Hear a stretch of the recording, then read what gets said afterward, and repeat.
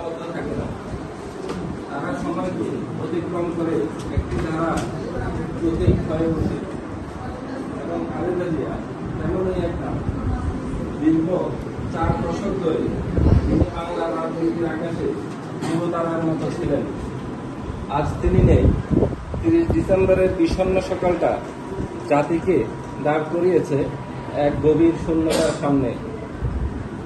রাজনীতির উত্তাল অধ্যায়, গণতন্ত্রের সংকট ও উত্তরণের লড়াই, আপসহীন অবস্থান, সব মিলিয়ে বেগম খালেদা জিয়া কেবল একজন রাজনৈতিক নেতা নন, ছিলেন একটি সময়ের ভাষ্যকার।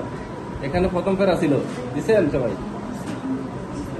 গৃহবধূ থেকে রাষ্ট্র ক্ষমতার কেন্দ্রবিন্দুতে উঠে আসা তার জীবন পথ ছিল ব্যতিক্রমী, কঠিন ও ঘটনাবহুল। তিনি ছিলেন দেশের প্রথম নারী প্রধানমন্ত্রী, যে সময়ে দক্ষিণ এশিয়ার নারী নেতৃত্ব ছিল বিরল। ক্ষমতায় থেকেছেন, ক্ষমতার বাইরে থেকেছেন, কারাভোগ করেছেন, অসুস্থ শরীর নিয়েও আপোস করেননি। তার রাজনীতি প্রশংসিত হয়েছে, সমালোচনার মুখে পড়েছে, কিন্তু তিনি কখনোই গুরুত্বহীন বা উপেক্ষাযোগ্য হয়ে পড়েননি। এখানে সেকেন্ড করা ছিল, বুঝছেন? বেগম খালেদা জিয়ার মৃত্যুতে 3 দিনের রাষ্ট্রীয় শোক পালিত হয়েছে। একদিনের সরকারি ছুটি ঘোষণা করা হয়েছে। আন্তর্জাতিক অঙ্গন থেকে আসছে শোক বার্তা। এই শোকাবহ পরিবেশেও আলোচনায় আছে বেগম খালেদা জিয়া বাংলাদেশের রাজনীতিতে কি রেখে গেলেন।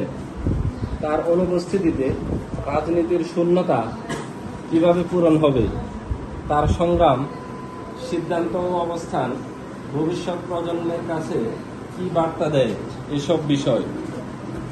বেগম জিয়ার রাজনৈতিক উত্থান বিশ্ব রাজনীতির ইতিহাসে এক বিরল দৃষ্টান্ত। 1945 সালে দিনাজপুরে জন্ম নেওয়া এই শান্ত ও মৃদুভাষী নারী সাধারণ এক গৃহবধূ হিসেবেই তার জীবন অতিবাহিত করেছিলেন। স্বামী জিয়াউর রহমানের দীর্ঘ সামরিক ও রাজনৈতিক ক্যারিয়ারের পেছনে তিনি ছিলেন নিঃশব্দ ছায়া।